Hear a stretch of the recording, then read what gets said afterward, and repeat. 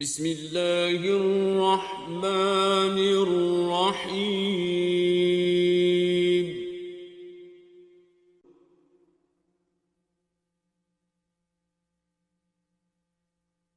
وَلَقَدْ يَسَّرْنَا الْقُرْآنَ لِلذِّكْرِ فَهَلْ مِن مُّدَّكِرٍ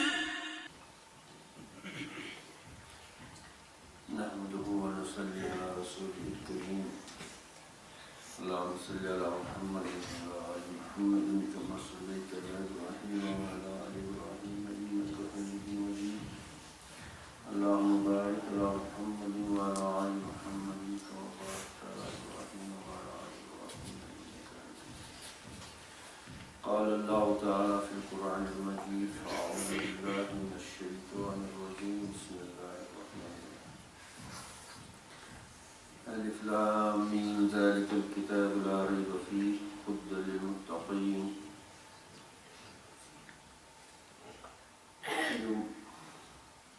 صدق اللہ العظیم. معزز سامعین کرام، پیارے بچوں، السلام علیکم ورحمۃ اللہ وبرکاتہ.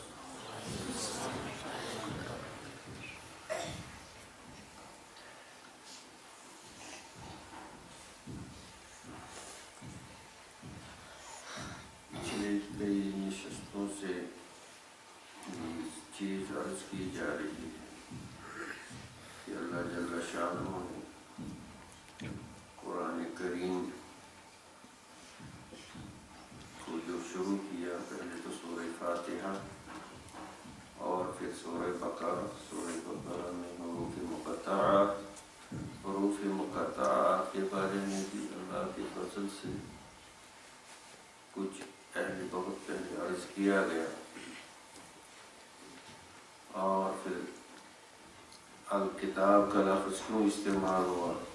پہلے ہی ابھی کتاب نازل نہیں ہوئی تھی پوری، پہلے ہی الکتاب ذالک الکتاب لا ریب فیہ ہدی و ہدایت کے بارے میں للمتقین، اور متقین سے کیا مراد ہے، تقویٰ سے کیا مراد ہے. اور آگے جو الذین یؤمنون بالغیب کہ متقین کی جو صفت بیان کی گئی کہ یہ وہ لوگ ہیں جو ایمان لاتے ہیں اور ایمان غیب پر لاتے ہیں. ایمان جو ہے اقرار باللسان و معرفت بالقلب کو کہتے ہیں. ایمان کی زبان سے اقرار کرنا اور قلب سے، دل سے اس کو مان لینا، اس کی معرفت ہونا، اور اعتقاد جازم کے ساتھ اقرار باللسان اور معرفت بالقلب. اب یہ فقہا کے نزدیک یہ بحث فقہی بحثوں میں آتا ہے کہ اقرار باللسان کیا شرط ہے ایمان کے ہونے میں، اور اس کا کیا مقام ہے. کہ ایک شخص نے اگر دل سے اللہ کو مانا، اور ایمان کس چیز پر لانا ہے، کن کن چیزوں پر لانا ہے، تو انسان ان چیزوں کو گن نہیں سکتا. اس لیے علماء کرام نے ہمارے لیے اس آسان صورت بنا دی، ایک جملے میں سارے سمندر کو سمیٹ لیا. کہا ما جاء بہ نبی صلی اللہ علیہ وسلم، اس ہر چیز پر ایمان لانا جو ہمارے نبی صلی اللہ علیہ وسلم لے کر آئے. اس تعریف سے، اس ڈیفینیشن سے بہت سے باطل فرقوں کی اور بہت سے جہلاء کی، جاہلوں کی، اور دوسرے جو ہیں ان کی خود ہی تردید ہو جاتی ہے. بعض لوگ یہ کہتے ہیں کہ اللہ پر ایمان لانا اور آخرت پر، کیونکہ بعض دفعہ جو ہے قرآن کریم نے کہا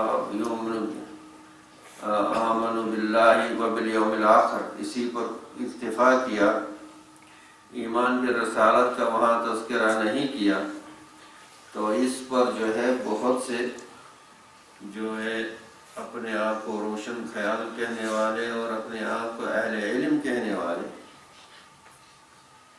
جی، لیکن یہ ویسا ہی ہے، ان پر وہی آیت مصداق ہوتی ہے، یؤمنون ببعض ویکفرون ببعض، کہ کچھ لوگ ہیں جو بعض قرآن کریم کا مان لیتے ہیں، بعض آیتوں کو مان لیتے ہیں اور بعض کا انکار کرتے ہیں۔ نہیں، اسلام نے کیا فرمایا؟ ادخلوا فی السلم کافہ، ادخلوا فی السلم کافہ، یعنی اسلام میں پورا پورا داخل ہو جاؤ، الف لام میم سے والناس تک، جو بین الدفتین، یہ جو دو جلدوں کے درمیان یہ جو کلام الہی ہمارے پاس موجود ہے، اس کے ہر لفظ، ہر حرف پر اور اس کے ہر نقطے پر ایمان لانا لازم ہے۔ کسی بھی ایک کا انکار کیا تو کافر ہو گیا۔ تو اللہ کے نبی صلی اللہ علیہ وسلم کی اطاعت کرنا، اللہ کے نبی صلی اللہ علیہ وسلم کی یعنی مقتدا ماننا اور ان کی اتباع کرنا، اس سے تو پورا قرآن اور سنت اور حدیث سارا بڑا بڑا ہے۔ اب اس سب سے صرف نظر کر کے صرف یہ بات کہہ دینا، بعض آقاؤں کو خوش کرنے کے لیے اور بعض دنیاوی فائدوں کے لیے، تو یہ ان کی دنیا میں تو فائدہ ملے گا، لیکن اس کو قرآن نے خود ہی کہا ثمنا قلیلا، وہ جو فائدہ ملے گا وہ بہت کم ہوگا۔ تو ایمان لانا جو نبی کریم صلی اللہ علیہ وسلم لے کر آئے، عبداللہ بن سلام رضی اللہ تعالی عنہ کا واقعہ تو آپ لوگوں کو یاد ہوگا کہ عبداللہ بن سلام یہودیوں کے بڑے عالم تھے، لیکن اللہ جل شانہ نے ایمان کی دولت سے کیا کیا؟ سرفراز کیا، ایمان لائے۔ اب یہودیوں کے مذہب میں اونٹ کا دودھ پینا جو ہے حرام ہے، کیونکہ جو یعقوب علیہ السلام نے منت مانی تھی کہ اونٹ کا دودھ نہیں پیئیں گے، تو وہ اس امت میں تو وہ چلتا آیا۔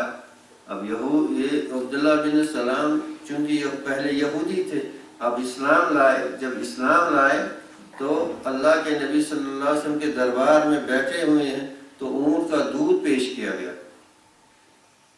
اب انہوں نے اپنے عقل سے کام لیا، یہاں عقل سے کام نہیں چلتا ہے۔ ایمان جو ہے یہ ایک محض عقلیات پر نہیں، ایمانیات جو ہے یہ عقلیات سے بہت اوپر ہے، حالانکہ ان کی عقلی دلیل صحیح تھی۔ انہوں نے کہا اسلام میں اونٹ کا دودھ پینا فرض تو نہیں ہے، اسلام کی شریعت یہ تو نہیں کہتی ہے کہ اونٹ کا دودھ پینا فرض ہے، اگر کوئی نہیں پیے گا تو یہ ہو جائے گا، فرض تو نہیں ہے۔ تو اگر میں نے نہیں پیا تو میں نے اسلام کے کسی حکم کی عدولی نہیں کی، اور جو ان کی اپنی پرانی عادت تھی وہ نہیں پیتے تھے یہودی کے مذہب کے مطابق، تو کوئی حرج نہیں۔ تو اللہ جل شانہ نے آیت بھیجی، وہاں سے آیت آئی، یا ایھا الذین آمنوا ادخلوا فی السلم کافہ، اے ایمان والو اسلام میں پورا پورا داخل ہو جاؤ۔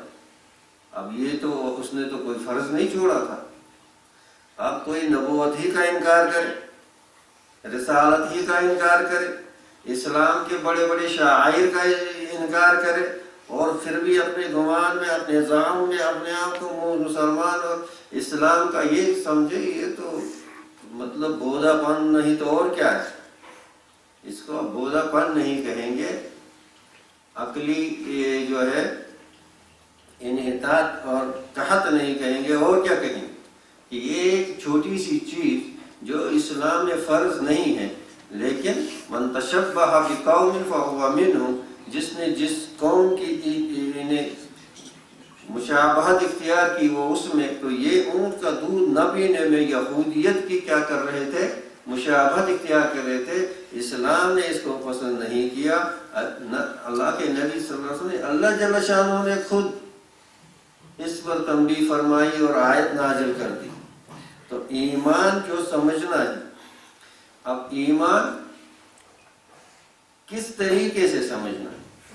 اب آج کل یہ بہت جو مصیبت ہے، جس کو یہ لوگ مطلب جو ہے عقلیات کا، سائنس، ٹیکنالوجی اور دوسری چیزوں کا نام دیتے ہیں، لیکن ایمان کی حقیقت کو سمجھنے سے یہی لوگ قاصر ہیں۔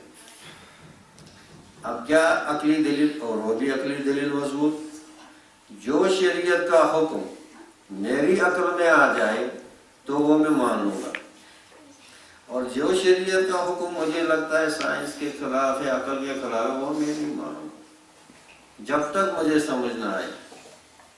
جی چھوٹی یعنی بہت ہی سادہ اور سمپل منطق جاننے والا لاجک جاننے والا یہ آسانی سے کہے گا کہ اس شخص کا ایمان اپنی عقل پر ہے، نہ کہ اس کا ایمان نبوت پر ہے۔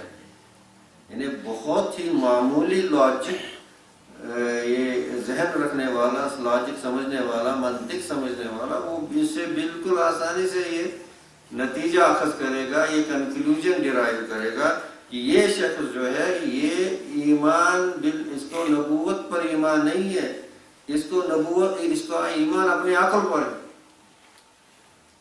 ہاں، ایک چیز کو ماننا اس لیے کہ میری عقل کہتی ہے یہ صحیح ہے، یہ ایمان نہیں ہے۔ ایک چیز کو ماننا اس لیے کہ یہ نبی کریم صلی اللہ علیہ وسلم نے فرمایا، ہاں یہ ایمان ہے۔ ایک چیز کو ماننا، کیوں ماننا؟ اللہ کے نبی صلی اللہ علیہ وسلم نے یہ فرمایا ہے، اس معنی کر کے ماننا یہ ایمان ہے۔ اس معنی کر کے نہیں کہ یہ ہاں جی یہ تو بالکل سیدھی سی بات ہے، عقل تو یہی کہتی ہے، ایسا کرنا چاہیے، محبت کرنا چاہیے، جھوٹ نہیں بولنا چاہیے، یہ کرنا چاہیے، وہ کرنا چاہیے، یہ اچھی باتیں ہیں، تو اس کو ایمان نہیں کہتے۔ ایمان کہتے ہیں کہ کسی چیز پر اس معنی کر کے مان لینا اس کو، اور وہ بھی مان لینا دل سے، وَمَعْرِفَةُ بِالْقَلْبِ، اس معنی کر کے مان لینا کہ یہ اللہ کے نبی صلی اللہ علیہ وسلم نے فرمایا اس لیے میں مانتا ہوں۔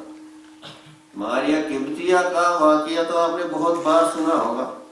ماریہ قبطیہ اللہ کے نبی صلی اللہ علیہ وسلم کی زوج محترمہ تھی، بیوی تھی، امہات المومنین میں سے تھے، اور انہی سے جو بیٹا تھا اللہ کے نبی صلی اللہ علیہ وسلم کا ابراہیم، اس کا انتقال ہوا بچپن میں، چھوٹا بچہ تھا، اور جب چھوٹے بچے کا انتقال ہوگا ماں تو دل ملول ہوتی ہے، غم ہونا اور حزن ہونا یہ تو بشری تقاضا ہے۔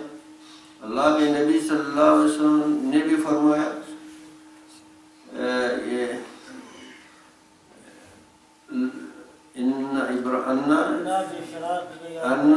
لفراقک لمحزونون یا ابراہیم، اور کما قال علیہ الصلوۃ والسلام، اے ابراہیم تمہارے یعنی جدائیگی میں ہمیں بھی غم ہے، تمہاری جدائیگی کا ہمیں بھی غم ہے۔ اور یہ غم ہونا اور اس کی طرح سے جو انسان پر یعنی اثر ہوتا ہے، یہ کمال ایمان کے خلاف نہیں ہے۔ ہم لوگ فرشتے نہیں ہیں، ہم بشر ہیں، اور اللہ کے نبی صلی اللہ علیہ وسلم کے یعنی چشمان مبارک سے بھی آنسو بہے ہیں بعض اوقات۔ موسیٰ علیہ السلام نے جب عصا چھوڑا وہ اژدہا بنا، اور موسیٰ علیہ السلام بھی، تو اللہ جل شانہ کو وحی بھیجنا پڑی، لا تخف، اے موسیٰ ڈرو نہیں۔ لیکن بشری تقاضے سے سانپ کو دیکھ کر بشری تقاضے سے انسان ڈر جاتا ہے۔ تو اسی طرح سے غم ہونا، درد ہونا، یہ چیزیں یہ کمال ایمان کے خلاف نہیں ہیں۔ تو اللہ کے نبی صلی اللہ علیہ وسلم کے جب صاحبزادہ ابراہیم کا انتقال ہوا، وہ چھوٹے بچے تھے، اب ماریہ جو تھی بیٹھی ہوئی تھی، تو اس وقت تک یہ بات اللہ کے نبی صلی اللہ علیہ وسلم تک نہیں آئی تھی، صحابہ کو معلوم نہیں تھا کہ اگر چھوٹا بچہ انتقال کرے گا یہ جنت میں جائے گا یا جہنم میں جائے گا، اس کا کیا حال ہوگا۔ تو اللہ تعالیٰ نے وحی بھیجی اللہ کے نبی صلی اللہ علیہ وسلم کہ مومنین کے جو چھوٹے بچے انتقال کریں گے وہ جنت میں جائیں گے۔ مومنین کے جو چھوٹے بچے ہیں وہ جنت میں جائیں گے۔ تو اللہ کے نبی صلی اللہ علیہ وسلم ماریہ کو خوشخبری دینے آئے، ماریہ تمہارے لیے خوشخبری ہے، تمہارا بچہ جنت میں ہے، تمہارا بچہ جنت میں ہے، دیکھو گی۔ اب دیکھو ایک ماں کا بچہ انتقال کر گیا ہے، اب اسے کتنی محبت ہوتی ہے، اس کا دیکھنے کا جی کتنا کرتا ہے، وہ ایک اس کا انتقال ہو گیا ہے، اور پھر اس کو ایک تو دیکھنے کا موقع ملے گا اور اسی سے جنت کو بھی دیکھنے کا موقع ملے گا۔ اب کیسی سعادت ہے اور کیسا موقع ہے۔ لیکن دیکھو ہم لوگ تو ہزارہ سال کے بعد بھی ایمان کے اس درجے کو نہیں پہنچ سکتے، کیونکہ وہ صحبت نبوی کا اثر تھا، وہ صحبت نبوی کا اثر تھا۔ ماریہ نے کہا نہیں، ماریہ نے کہا نہیں، ارے کیسی بات ہے، بچہ مر گیا، تمہارا بچہ ہے، لاڈلا ہے، جگر پا رہا ہے، ایک اس کو دیکھو گی اور جنت کو بھی دیکھو گی۔ اور اللہ کے نبی صلی اللہ علیہ وسلم فرما رہے ہیں، ان کو وحی کے ذریعے معلوم ہوا ہوگا کہ اس وقت وہ ماریہ کو دکھا سکتے تھے، لیکن ماریہ کے بیٹے رضی اللہ تعالیٰ عنہ نے۔ تو علماء کرام نے اس کا جو توجیہ بیان کی کہ ماریہ نے انکار کیوں کیا۔ ماریہ نے انکار، ماریہ نے کہا کہ میرے آنکھیں دھوکہ کھا سکتی ہیں، اور اگر میں نے ہاں کہہ دیا ہوتا تو میں کافر ہو جاتی۔ اگر میں نے ہاں کہہ دیا، یعنی اللہ کے نبی صلی اللہ علیہ وسلم نے فرمایا وہ جنت میں ہے، اب میں کہوں گی میں دیکھوں گی، تو معلوم ہوا جو انہوں نے فرمایا اس پر پورا یقین نہیں آیا، پورا یقین، تو میں تو کافر ہو جاتی۔ اور اگر میں دیکھتی ان آنکھوں سے، ان آنکھوں کے دیکھنے سے زیادہ یہ آنکھیں دھوکہ کھا سکتی ہیں، لیکن اللہ کے نبی صلی اللہ علیہ وسلم نے جو فرمایا وہ اس سے زیادہ حق ہے۔ انہوں نے فرمایا وہ جنت میں ہے، اس لیے جنت میں ہے۔ اگر میں اپنی آنکھوں سے بھی دیکھتی لیکن اپنی آنکھوں پر اتنا بھروسہ نہیں کرتی، سمجھے نہیں سمجھے، اپنے آنکھوں پر اتنا بھروسہ نہیں کرتی، ایمان اس کو کہتے ہیں، اسی چیز کو ایمان کہتے ہیں۔ اللہ کے نبی صلی اللہ علیہ وسلم نے جو فرمایا وہ حق ہے، وہ حق ہے، وہ حق ہے، ایسا ایمان ہونا چاہیے۔ اس لیے کوئی حدیث تو چھوٹی نہیں ہے جس کو چھوٹی کہہ سکتے ہیں، ہاں الفاظ میں، حرف حروف میں چھوٹی ہو، ہاں اس کو بعینہ حق سمجھنا اور اس پر بالفور یقین کرنا، اس کو ایمان کہتے ہیں۔ اللہ کے نبی صلی اللہ علیہ وسلم نے فرمایا جو یہ کرے گا تو اس کو یہ ملے گا، پتہ نہیں کیا ہو گیا اس میں، یہ کیسے ملے گا، کیونکہ ایمان کا وہ درجہ نہیں ہے۔ تو ایمان کس چیز کو کہتے ہیں؟ ما جاء به نبی صلی اللہ علیہ وسلم، جو اللہ کے نبی، اور اس معنی کر کے ماننا۔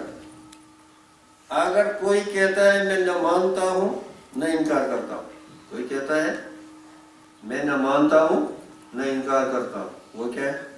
انکار تو نہیں کرتا، انکار کرنے والے کو کافر کہتے ہیں، وہ تو انکار نہیں کرتا لیکن مانتا بھی نہیں۔ امام رازی نے فرمایا یہ بھی کافر۔ امام رازی نے فرمایا اگر کوئی کیا کہتا ہے وہ میرے پاس اتنی فرصت نہیں ہے، میں نیوٹرل ہوں، یہ چیزیں میں نہیں مانتا، ٹھیک ہے، اور میں انکار بھی نہیں کرتا جی۔ تو امام رازی رحمت اللہ علیہ نے فرمایا کہ ایک شخص کہے گا کہ کیا ہے،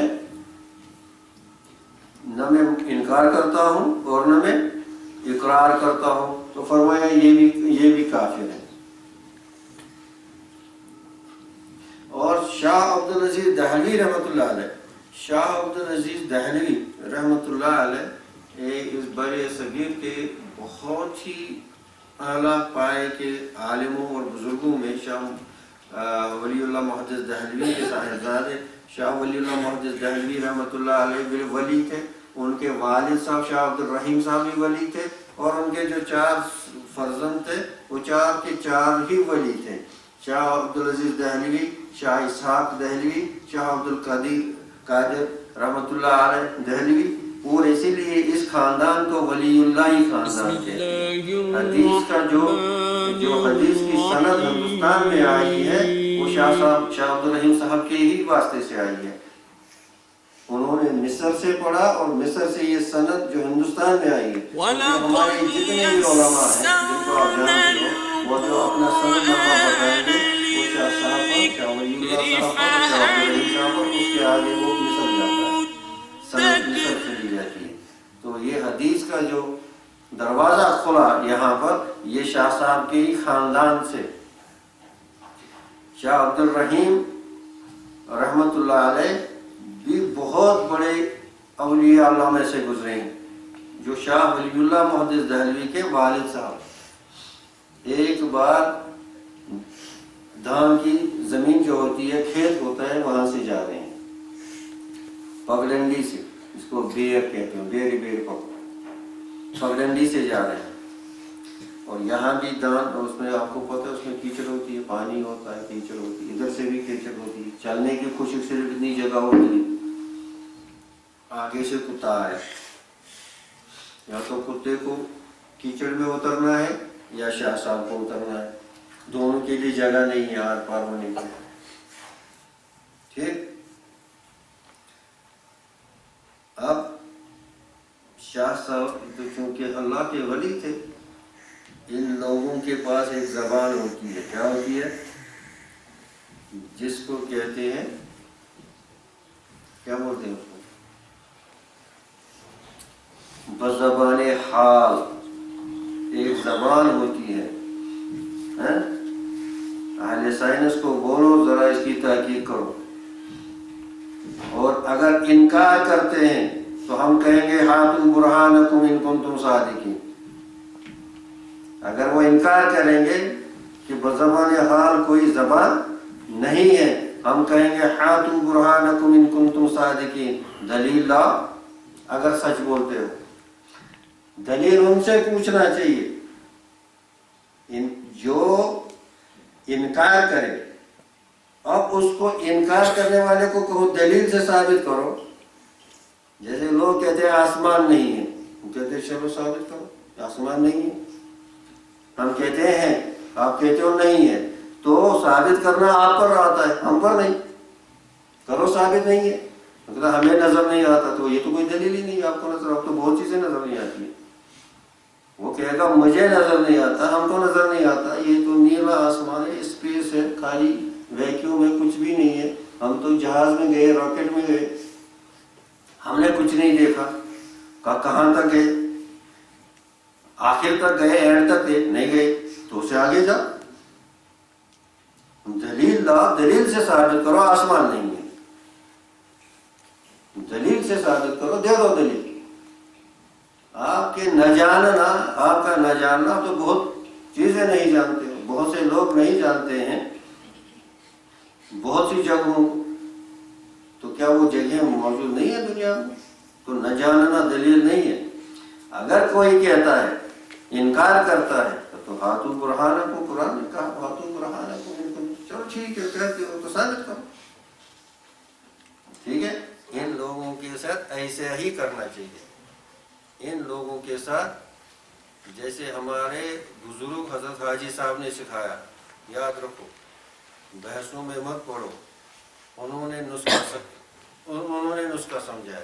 جو لوگ کجرو ہوتے ہیں، کیا ہوتے ہیں؟ کجرو ہوتے ہیں. کام نہیں کرنا، دین پر عمل نہیں کرنا، بس لوگوں کو بحثوں میں الجھانا. عمل سے غرض نہیں، آخرت کو بنانے سے غرض نہیں. چلو دیکھتے ہیں، فی الحال اس کو تنگ کرتے ہیں.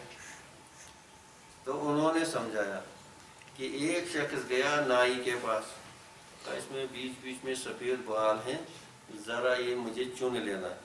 چار تین کرتے میں یہ سفید مراد. ٹھیک ہے. تو نائی نے اس طرح اٹھایا, پورا صاف کیا, چار پانے میں سے نیز بچے. خود چن لو, میرے پاس اتنا ٹائم نہیں ہے. تو ان لوگوں کو کہنا چاہیے آپ دلیل لاؤ, تب تک اپنا کام کرنا چاہیے. ہاتھو برہانکم ان کنتم, وہ جب تک دلیل لائیں تب تک آپ دسیوں اپنے کام کرو گے. وَإِذَا خَاطَبَهُمُ الْجَاهِلُونَ قَالُوا سَلَامًا, یہ بھی تو ہے قرآن. قرآن کے دیکھو ایک جگہ قرآن کریم نے کہا فَذَكِّرْ إِن نَفَعَتِ الذِّكْرَى, فَذَكِّرْ إِن نَفَعَتِ الذِّكْرَى. ہاں نصیحت کرو, دوسروں کو نصیحت کرو اگر آپ کو لگتا ہے آپ کی نصیحت سے اس پر اثر ہو جائے. یہ بھی فرمایا قرآن نے. دوسری جگہ کیا فرمایا, وَإِذَا مَرُّوا بِاللَّغْوِ مَرُّوا كِرَامًا, وَإِذَا مَرُّوا بِاللَّغْوِ مَرُّوا كِرَامًا. اب مومن جب دیکھتا ہے لوگ لغویات میں اور فضول بحثوں میں, جیسے آج کل اکثر عادت ہے سیاسی بحثوں میں, اس بحثوں میں, اس کو, اب وہ اس راستے سے یا ان لوگوں میں سے بڑے بزرگی کے ساتھ نکل جاتے ہیں, الجھ نہیں جاتے. وَإِذَا مَرُّوا بِاللَّغْوِ وَأَعْرِضْ عَنِ الْجَاهِلِينَ, قرآن نے کہا جاہلین سے اعراض کرو. اور دوسری جگہ کہا اب جب آپ کو طے ہوگا کسی پر تو آپ یہ پہلے سے بدگمانی نہیں کریں گے یہ جاہل ہے یا یہ اس قسم کا ہے, کج دماغ ہے, تو آپ کو دیکھنا ہے اس آیت پر تو نہیں عمل کرنا ہے. فَذَكِّرْ إِن نَفَعَتِ الذِّكْرَى. اگر اب پتہ ہو گیا قرآن نے سکھایا وَإِذَا خَاطَبَهُمُ الْجَاهِلُونَ قَالُوا سَلَامًا, اب جاہل مل جائے گا سلام علیکم, اپنا راستہ لے لیا.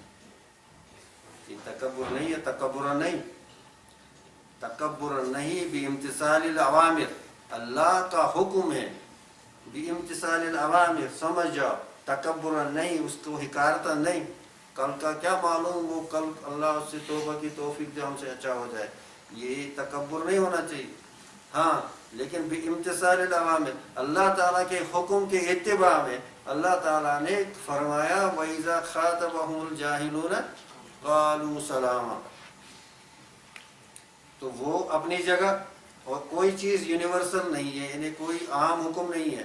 ہر حکم اپنی خصوصیت کے ساتھ کہاں کس کو کس چیز کس آیت کو کہاں منطبق کرنا ہے, اپلائی کرنا ہے, وہ وہاں اسی چیز کو حکمت کہتے ہیں. اسی چیز کو کیا کہتے ہیں. اب جہاں نصیحت کرنی تھی وہاں سلام علیکم کا, اور جہاں سلام علیکم کہنا تھا وہاں نصیحت کرنے بیٹھی. تو گویا حکمت نہیں دی جا رہی ہے اس کو, گویا اس کو حکمت نہیں دی جا رہی. ہاں یاد رکھنا چاہیے, یعنی اہانت کے طور پر, تحقیر کے, حقارت کے طور پر ایسا نہیں ہونا چاہیے, ایسا نہیں ہونا چاہیے. تو اگر تکبر کا ایک, اب تو میں یہی دلیل جو میں واقعہ عرض کر رہا تھا کہ وہاں سے کتا آیا, یہاں سے شاہ صاحب جا رہے ہیں, ٹھیک. اب بزبان حال, اب کوئی نہیں مانتا, ہم کیا کہیں گے, لاؤ دلیل. پھر ہم مانیں گے کہ بزبان حال کوئی زبان نہیں ہے. تو شاہ صاحب نے کہا کہ کتے, اگر تو ہے ہی نجس, اگر تو کیچڑ میں جاتا ہے تو کوئی تمہارا حرج نہیں ہوگا. اگر میں جاؤں گا, اب مجھے کپڑے دھونے ہیں, نماز کے لیے یہ کرنا ہے. اب اس کتے کے ذریعے سے اللہ تعالیٰ نے حضرت شاہ صاحب کو ایسی جو ہے نصیحت فرمائی اور ایسی رہنمائی فرمائی. کتے نے بزبان حال کہا, اگر اس وقت آپ کیچڑ میں چھلانگ مارو گے تو ایک چلو پانی سے صاف ہو جاؤ. تھوڑا سا پانی کیا اور جہاں جہاں کیچڑ لگا صاف کیا, ہو گیا, صاف نہیں ہو گیا. تو کہے گا الفقہ المیسر میں لکھا ہے 3 بار صاف کیا تو صاف ہو گیا, ٹھیک ہے, تو صاف ہو گیا. کہا اگر میں اس وقت کیچڑ میں کودا, ٹھیک ہے, اگر آپ پھر 7 سمندر سے بھی اپنے آپ کو صاف کرو گے نہیں صاف ہو جائے. یہ کیسی بات ہے؟ کیوں نہیں صاف ہو جائے 7 سمندر سے بھی؟ تو ہمارے حضرت جی رحمۃ اللہ علیہ فرمایا کہ اس کا مطلب ہے کہ شاہ صاحب کے دل میں تکبر ہے، اپنے آپ کو کتے سے بہتر سمجھا. کتے کو کہا ہو بیوقوف چل کیچڑ میں آج تم سے بہتر ہوں، میں ادھر سے جاؤں گا. تو اندر کس کا داغ لگا؟ کہا یہ تکبر کا داغ 7 سمندروں سے بھی اگر دھو گے تو صاف نہیں ہوگا. تو شاہ صاحب نے ایک چیخ ماری اور فوراً کود گئے. کتے کو کہا جناب آپ چلے جائیے. جناب حضرت ثانی علیہ رحمہ نے کئی بار مجلس میں قسم کھا کر 3 بار کہا ہے کہ ہم اپنے آپ کو کتے سے بدتر سمجھتے ہیں.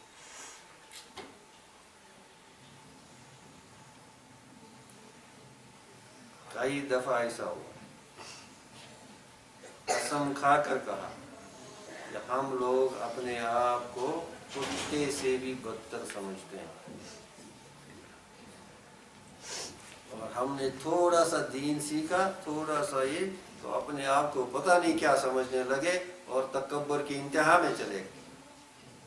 اب والد صاحب بیچارہ سیدھا سادہ اور بچہ نمازی، وہ کہتا ہے یہ بیوقوف ہے میرا باپ، اس کو کچھ نہیں پتا.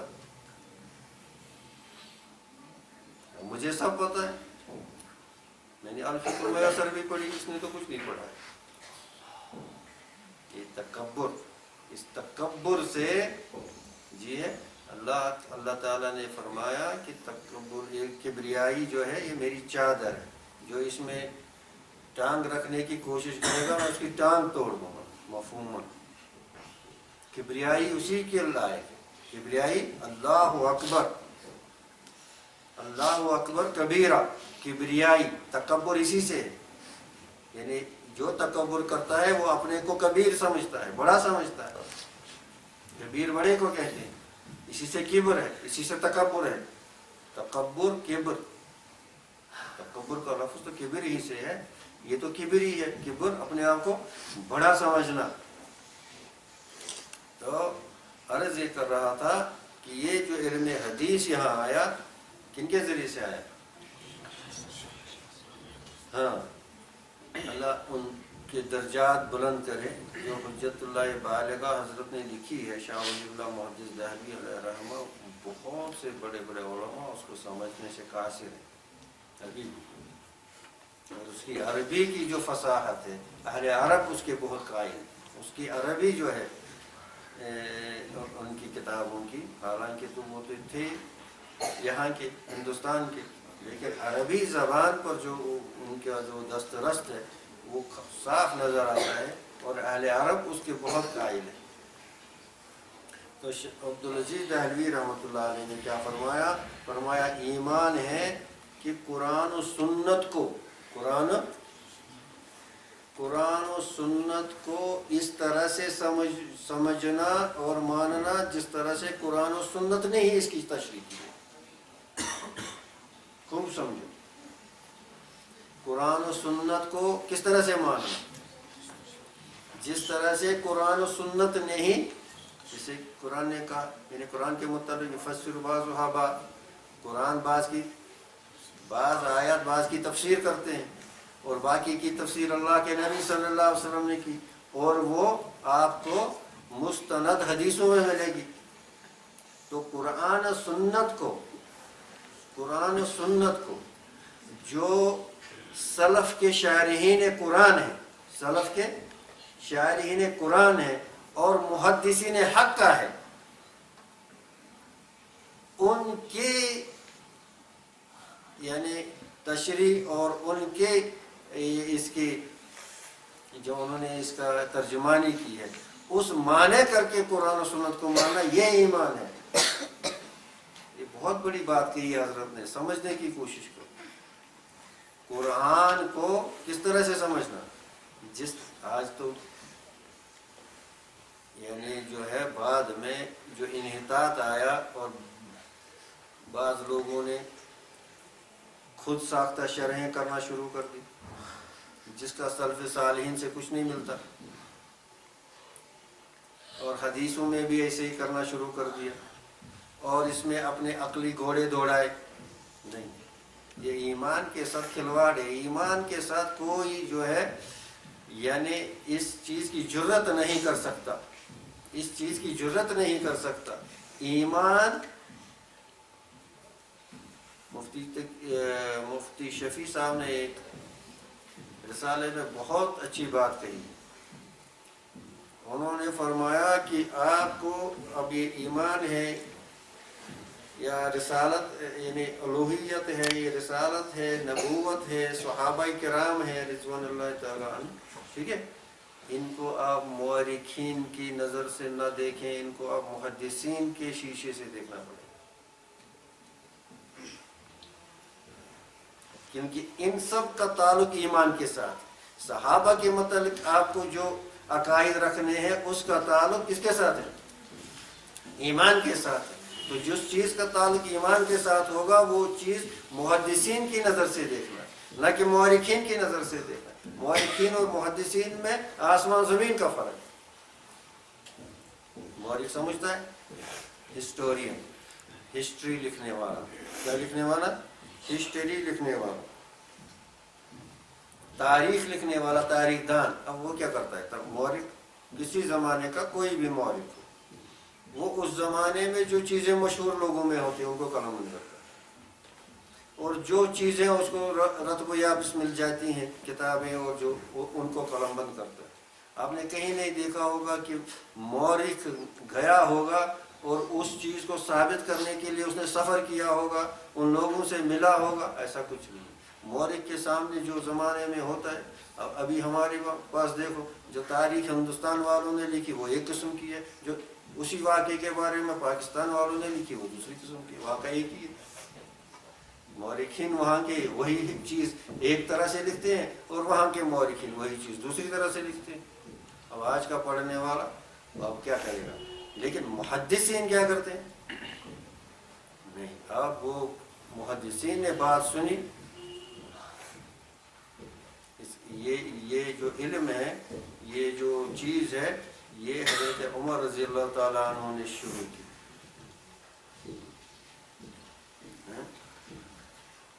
حضرت عمر رضی اللہ تعالیٰ عنہ کے پاس ایک نے حدیث نقل کی، آئندہ کا شاہد جو یہ کہہ رہا ہے گواہ ہے، وہ پریشان ہو، عمر ڈھونڈ رہے ہیں گواہ۔ ہاں جی، یہ جو آپ کے پاس یہ جو علم بنا، کون سا علم؟